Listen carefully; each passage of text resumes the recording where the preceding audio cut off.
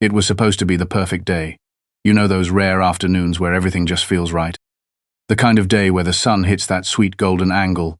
The breeze is soft enough to cool you down but warm enough to make you forget about everything else, and life just feels easy. That was us, standing in our backyard, flipping burgers and ribs, music floating in the air, kids running with water guns, and the smell of barbecue sauce practically wrapping the whole place in a warm hug. We had just moved into this neighborhood a few weeks ago, and for the first time, it felt like home. Everyone was smiling, clinking glasses, telling old family stories. My wife had her playlist going, one of those upbeat mixes that makes people dance without even realizing it. And even my uncle, who swore he doesn't dance, was grooving near the grill with tongs in his hand. It was one of those moments you wish you could bottle up and save forever. But here is the thing about perfect days. There is always someone ready to ruin them. And that someone, in this neighborhood, had a name everyone whispered but no one said out loud when she was in earshot. Karen. I had heard about her before we moved in. Neighbors gave me polite smiles and said things like, "Oh, you will love the area, but just watch out for, well, Karen." At first, I thought it was exaggerated gossip. You know how neighborhoods get. There is always someone overly picky about lawns or trash bins. I figured, how bad could it be? Oh, how wrong I was. We noticed her around halfway through the party. She was standing on her porch across the street, arms folded so tight her knuckles were white, glaring like we had set her roses on fire.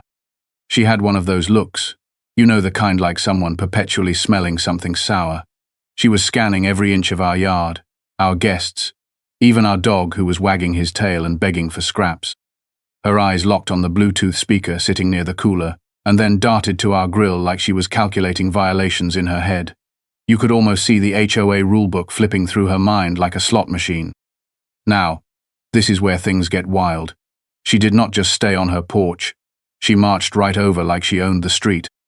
Everyone stopped talking as soon as she appeared in our yard, hands on hips like she was about to evict us from our own home. She wasted no time. "Who gave you permission for this gathering?" She barked, her voice sharp enough to make one of the kids drop his soda can. I thought she was joking at first, but no, she was dead serious.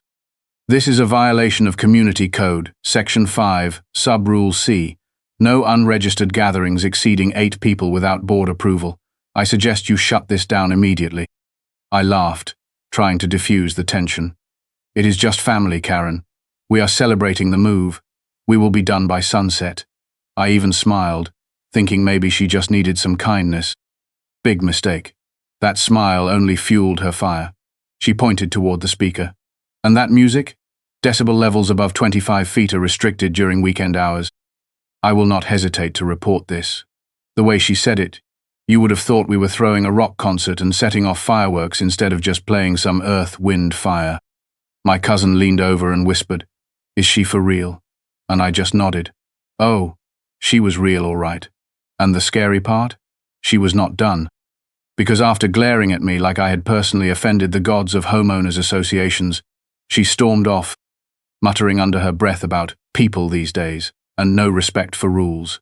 She disappeared into her house, but not before spinning back to snap. "This is your only warning." The way she said it, you would think she was an officer delivering an eviction notice. Everyone looked at me like, "What now?" I shrugged and said, "Ignore her. She will calm down." But deep down I had this gnawing feeling. She was not going to calm down. People like Karen do not calm down. They escalate. Sure enough, 10 minutes later, she was back. But this time, she was not empty-handed. No phone pressed to her ear calling the cops. No HOA paperwork. She had something in her hand, and it glinted in the sunlight like a metal canister. I remember thinking, there is no way she is about to do what I think she is about to do. But the way she was clutching it, the way her face had twisted into this smug, determined smirk, told me everything I needed to know. This was no simple neighborhood complaint anymore. This was war. And here is where things get even crazier. Karen was not some random neighbor with an attitude.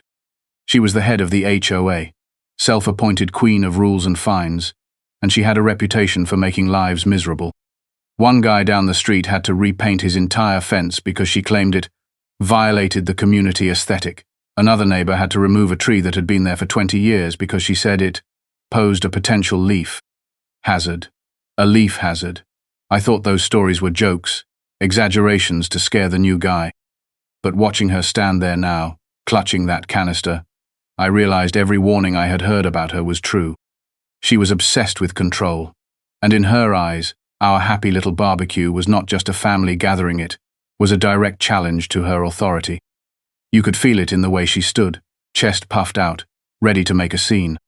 The neighbors, who had been peeking from their windows earlier, were now standing outside, pretending to check mail or water plants, but really just waiting to see what Karen would do.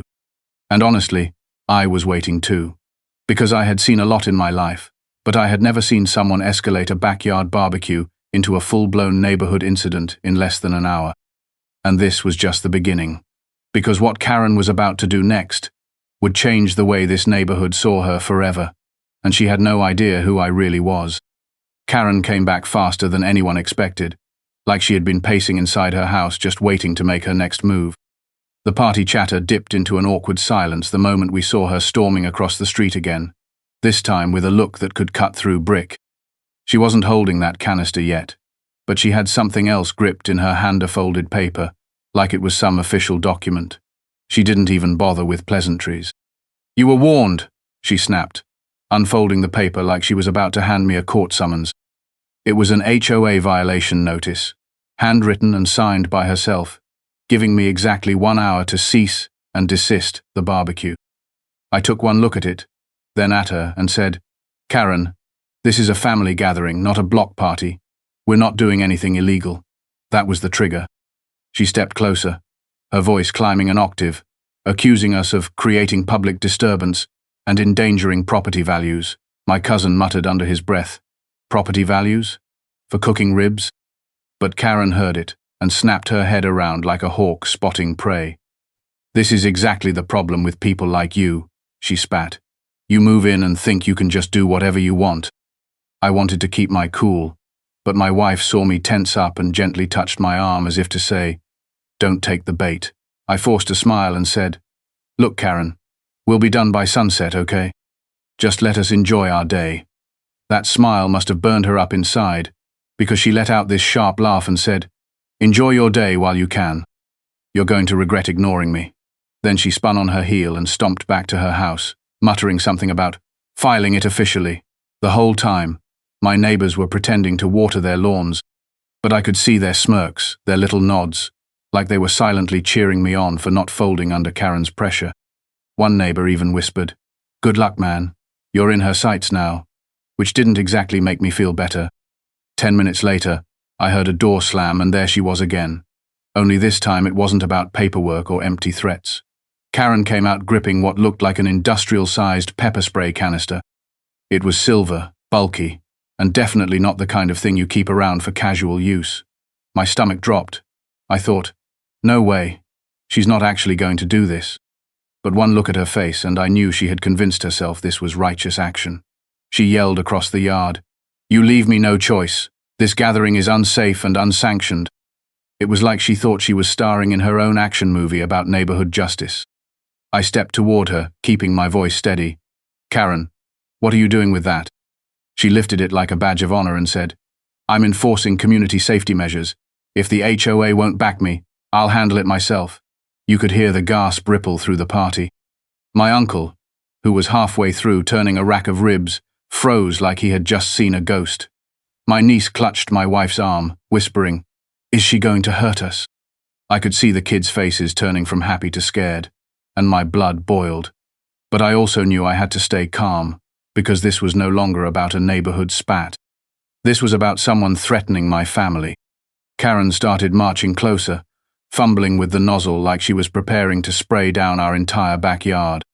She shouted about violations of air quality and hazardous smoke exposure, as if she had suddenly turned into an environmental inspector.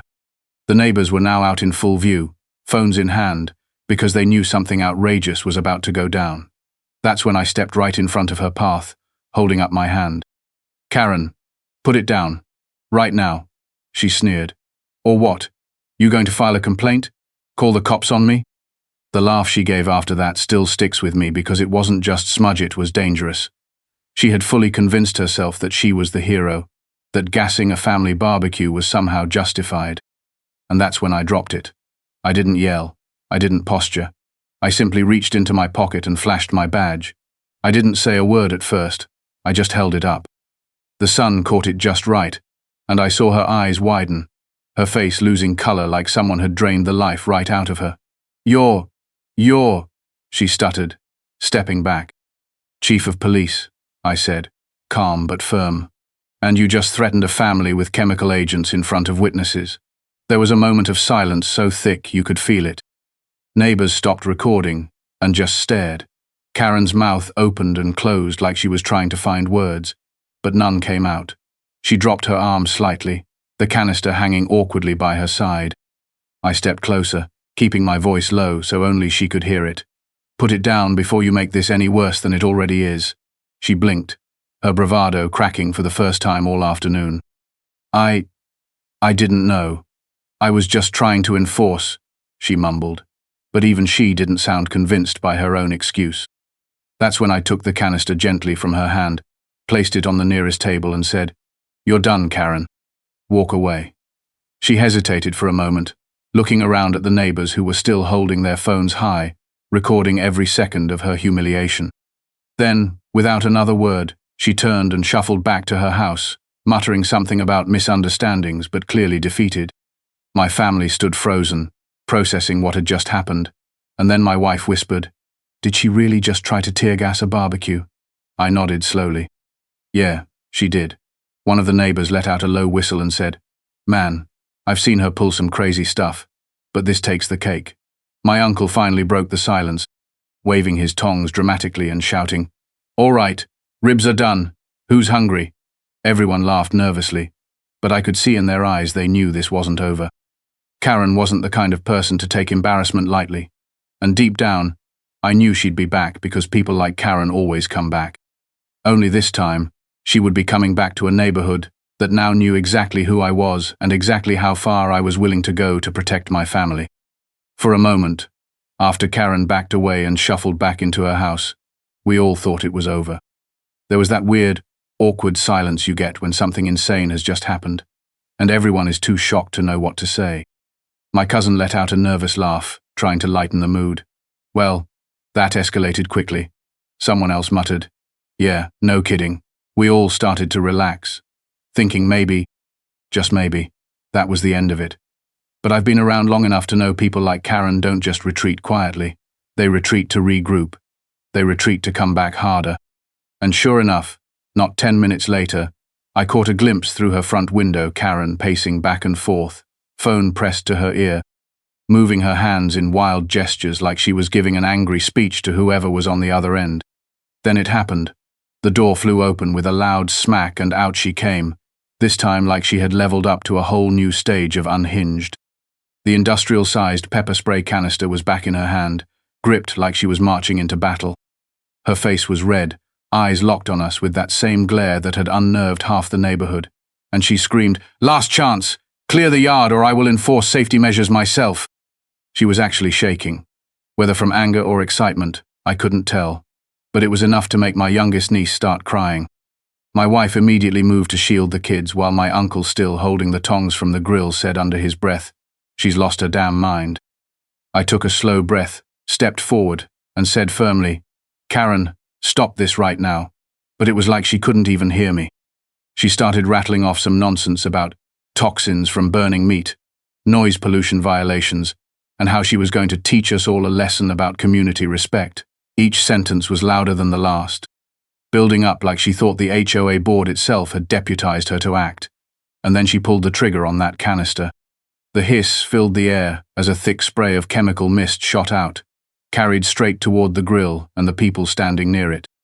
Kids screamed, adults coughed and covered their faces, and my uncle cursed as he dropped the ribs he'd been holding. The smell hit like a wall-sharp, acidic, and enough to make eyes water instantly. My wife grabbed our kids and pulled them back, shouting for everyone to move toward the porch. People stumbled, coughing and gagging, and the backyard went from laughter and music to chaos and fear in seconds. Karen stood there, chest heaving, looking almost triumphant, like she thought she had just saved the day. She yelled, "This is for your own good. You can't just break rules and ignore authority." That was it. I'd had enough. I walked straight toward her, slowly and deliberately, and she must have seen something in my face because for the first time all afternoon, she took a step back. I said, calm but cold, "Put it down, Karen." She laughed nervously, trying to regain her edge. "Or what? You're going to call the police on me? Go ahead. I am the safety enforcement here." I held her gaze, then reached into my pocket, pulled out my badge, and held it up so everyone could see. "I am the police," I said flatly. "Chief of police. And you just assaulted a family with a chemical agent." The words hung in the air like a thunderclap. Neighbors who had been watching from their yards gasped audibly, and a few even started recording again, knowing this was about to get serious. Karen froze, the color draining from her face. "Wait, you're lying," she stammered, but her voice had lost all its power. I stepped closer, voice even quieter now. "Do I look like I'm lying? You just gassed children, Karen. In front of witnesses. Do you understand how serious that is?" She faltered, looking around at the neighbors, now standing fully out in the open, phones up, eyes wide. She tried to say something, but it came out a mumble. I didn't mean, it was just to scare them. I wasn't." I reached out, took the canister from her trembling hand, and set it gently on the table next to me. "You need to go inside, right now," I said, "because if you don't, I'm putting you in cuffs right here, and every single one of these people will have this on video before the sun sets." Karen stood there, stunned, mouth open like she wanted to argue but couldn't find the words. Finally, she spun around and marched back to her house, muttering something about misunderstandings and overreactions, but her voice was weak, like even she didn't believe herself anymore. The neighbors stayed quiet until her front door slammed shut, and then the murmurs started. "Did she really just do that?" someone whispered. "She's crazy," another said. My wife held on to the kids, still shaking, and asked me, "Is it over now?" I nodded slowly but said, "For now." Because deep down, I knew people like Karen don't just quit. They lick their wounds, they stew in their anger, and they plan their next move. But there was one thing different now. Karen knew who I was, and for the first time, she had been the one backed down, exposed in front of everyone. The neighbors who had been quietly afraid of her before were now standing taller, whispering to each other, some even clapping me on the back and saying things like, "Finally." Someone stood up to her, and I knew, from this moment on, the balance in the neighborhood had shifted. Karen wasn't untouchable anymore, and the look on her face when she realized I was the chief of police told me everything I needed to know. She wasn't done, but she'd think twice before coming at my family again. Karen stood frozen in place, her eyes wide and unblinking, as if she'd just woken up from a nightmare, only to realize it was real. The industrial-sized pepper spray canister sat on the table beside me like an exhibit in a courtroom, its metallic body glinting in the afternoon sun, and every single person watching knew what had just gone down. The neighborhood, which for so long had been quietly tiptoeing around Karen's temper and obsessive need for control, suddenly had its eyes wide open, and Karen knew it too. That was the moment she finally seemed to understand that this was bigger than just some HOA rule argument. Her face twitched, her mouth opening and closing without any words coming out. She took one awkward step backward, her eyes darting to the phones pointed at her from every angle. At least 5 neighbors were filming people who had been on the receiving end of her endless HOA citations, and nasty notes were now gleefully documenting the moment their queen of petty power got knocked off her throne. I stepped closer, slow and steady, keeping my voice level but firm. "Karen, listen carefully to me. You just discharged a chemical agent in a public area and put children in harm's way. That's assault. That's reckless endangerment. That's a crime." You could see the panic set in her eyes, that flash of realization that she was no longer the one holding power in this situation. She stammered, "I didn't mean to. This is a misunderstanding, I thought." But she stopped, her own words crumbling before they could even form an excuse. I pointed to the crowd around us. "These people watched you. They saw everything you did. They're recording it right now. You want to talk about misunderstandings? Go ahead, Karen, explain it to the judge." There was a murmur through the crowd, And then one of the neighbors, a woman I'd only spoken to once before, called out. About time somebody held her accountable. That sparked a chain reaction. Another neighbor laughed and said, "Oh, I've been waiting for this day." You could feel the tension that had haunted this street for years breaking apart, like people were suddenly lighter. Karen's eyes darted from face to face, realizing there wasn't a single person on her side. Not one neighbor stepped in to defend her. Not one person said, "Maybe it's just a misunderstanding." They were done with her, and she could feel it. For the first time, Karen, the woman who controlled this HOA like it was her personal kingdom, looked small. I took a deep breath and made my move. "Karen, turn around. Hands behind your back." That was it. No shouting, no theatrics, just simple, undeniable authority. She froze, blinking rapidly, then said, "You can't do this to me. I'm the HOA president." The words sounded ridiculous, even as she said them, and the crowd actually laughed. I repeated, "Turn around, now." Something inside her broke at that point. The fight drained out of her, replaced by this strange, almost childlike shock. Slowly, she turned, and I placed her hands behind her back, cuffing her as gently as I could, but making sure the metal clicked loud enough for everyone to hear. The neighbors gasped, and then someone clapped, then another, and then the whole group erupted into applause. It wasn't mocking. It was relief, pure and simple. They weren't cheering against Karen as much as they were cheering for the end of years of her harassment. Karen tried one last time to plead her case, her voice trembling. "I was just trying to protect the neighborhood. You all know how loud they were. The smoke, I stopped her with one line. "Karen, the only thing you protected today was your own ego, and it cost you everything." She closed her eyes, like she was trying to block out the humiliation, but it was too late. The moment had already burned itself into the neighborhood's memory and their camera rolls. This was going to spread, not just around the block, but probably across town once someone posted it. Karen's iron grip on this community had shattered in the span of a few minutes, and everybody knew it. As I walked her toward my car, the neighborhood erupted into conversation. People were talking freely, loudly, even laughing in a way I don't think they had in years. One man called out, "Hey Chief, you want us to save you a plate?" which made my wife actually laugh for the first time since this whole mess started. My kids, though still shaken, were watching with wide eyes, seeing their dad not just as the guy who makes pancakes on Sunday mornings, but as someone who stood up for them in the scariest moment they'd ever seen in their own backyard. And Karen? She just kept muttering under her breath, her face pale and stiff, as if she still couldn't believe she wasn't the one holding power anymore. By the time I secured her, explained her rights, and handed her off to the local responding unit I'd radioed for backup, it felt like a storm had passed. The air literally smelled better without the sting of pepper spray, and the neighbors slowly drifted closer, like a weight had been lifted off their shoulders. One woman brought out cookies, another brought her homemade lemonade, as if celebrating the symbolic end of an era. People were hugging, laughing, exchanging numbers, even talking about a community cookout to clear the air. The very same neighbors who used to keep their heads down and avoid Karen were now talking about reclaiming their own street. As the crowd calmed, one older man walked up to me, his eyes still wide with disbelief, and said, "I lived here 30 years, Chief. 30 years. I've never seen anyone stand up to her like that." I just smiled and said, "Well, it was time someone did." And I meant it, because the truth is, Karen had thrived on fear. People avoided her, tolerated her, complied with her ridiculous demands, all to keep the peace. But peace built on fear isn't peace at all. Now, with one single reckless mistake, she had destroyed her own empire of intimidation.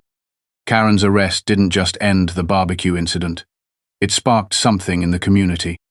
The HOA board called an emergency meeting that same week, where they voted to remove her from her self-appointed role of enforcer. Complaints poured in from neighbors who had stayed silent for years, detailing all the things she had done. Fines for flowers being too bright, citations for overly festive holiday decorations, threats about improperly parked bicycles. By the time the board finished hearing all the grievances, it was unanimous. Karen was out, permanently banned from holding any position of authority. She was still allowed to live there, but as one neighbor put it, "She's just another homeowner now. No more queen of the block." That night, After everything had settled down and the official paperwork was in motion, we restarted the barbecue. The smell of fresh burgers and ribs filled the air again, but this time it tasted like victory. People lingered longer than usual, laughing louder, and even the music felt different, freer. And every single person who had seen what happened knew one thing: Karen was no longer the unstoppable force she thought she was, and the street finally felt like it belonged to the people who lived there, not the one who tried to rule it. The news about what had happened at that barbecue spread faster than wildfire. By the next morning, half the neighborhood knew, and by the afternoon, the entire town had heard the story. It started with the neighbors' phone recordings hitting social media. One person posted the clip of Karen screaming about safety enforcement while wielding her oversized pepper spray canister, and another posted the moment I revealed my badge and arrested her. The videos caught like a spark on dry grass. Comments poured in. Hundreds, then thousands. People could not believe what they were watching. An HOA president trying to gas a family over a barbecue, only to find out the man she was confronting was the chief of police.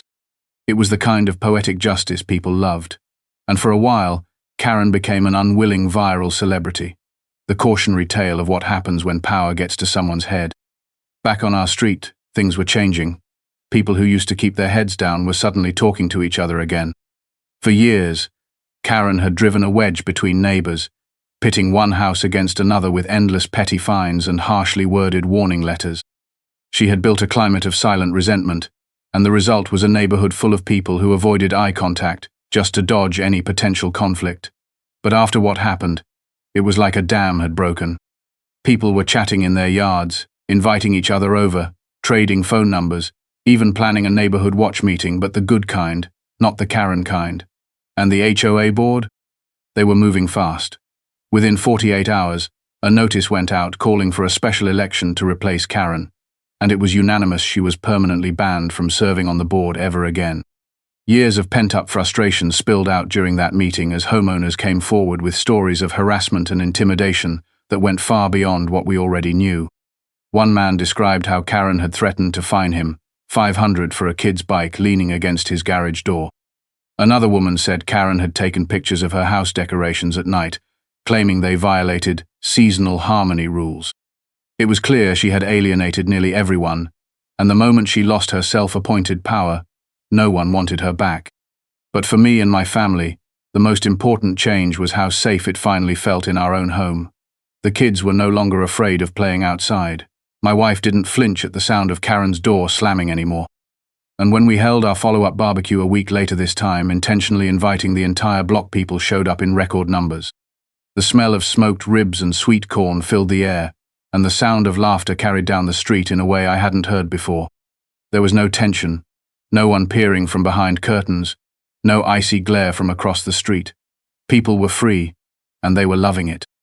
Even neighbors who had lived there 20 years said they could not remember the last time the street felt this lively and warm. Karen, on the other hand, stayed inside. The blinds on her windows were drawn tight, and her car never moved from the driveway. Every so often, we caught a glimpse of her peeking through the blinds when kids rode their bikes past her house, but she never came out to say anything. For the first time, the enforcer of the neighborhood was silent. One of the neighbors joked, "She's probably writing angry notes to herself just to stay sharp," and it broke everyone into laughter. But truthfully, I could see it in her face during those rare glimpses. She wasn't just embarrassed, she was humiliated. And humiliation has a way of settling deep, turning into something uglier if you let it. That's why I kept an eye on her house whenever I came home late. Not because I was afraid of her, but because I knew people who lose control sometimes do unpredictable things when they're desperate to get it back. The funny thing is, her downfall ended up bringing people together in ways I hadn't expected. That second barbecue felt like a block party straight out of a movie. Kids running around with balloons, neighbors bringing dishes to share, music playing without anyone worrying about a citation for noise violations. Someone even joked about starting an anti-Karen club, which got a good laugh, though no one actually formed it. The point was, people felt like they could finally breathe again. And when I raised my glass and said, "To new beginnings and safe BBQs," the whole crowd cheered like we had just won a championship game. My kids still talk about that moment. They say it was the first time they saw the neighborhood feel like home. But the story didn't end there. After the dust settled and Karen's name stopped trending online, she tried to claw her way back into good standing. She sent out a long letter to every house, claiming she had acted out of concern for community safety and that she deeply regretted any misunderstanding. Some of the neighbors chuckled at how she downplayed what happened, but others were downright angry.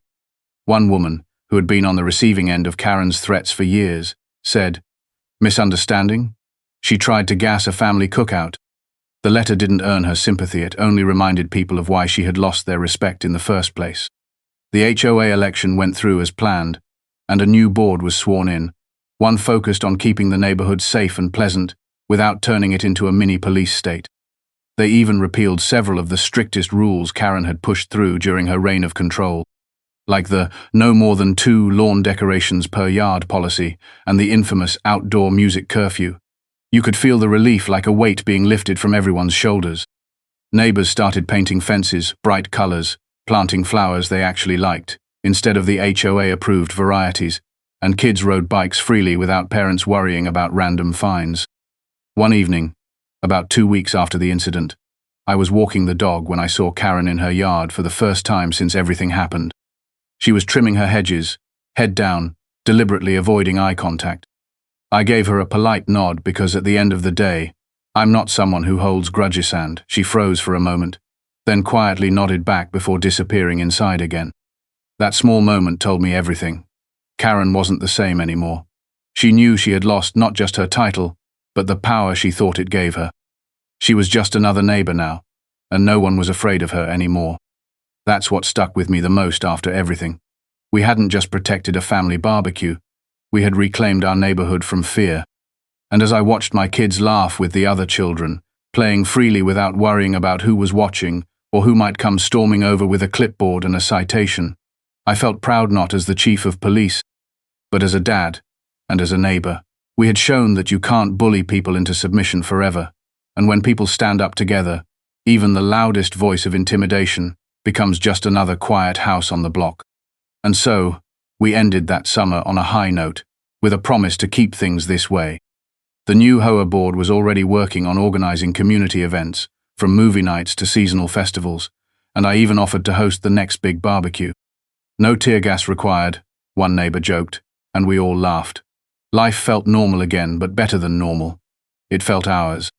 And every time I pass Karen's house, I think about how quickly everything can change when someone goes too far.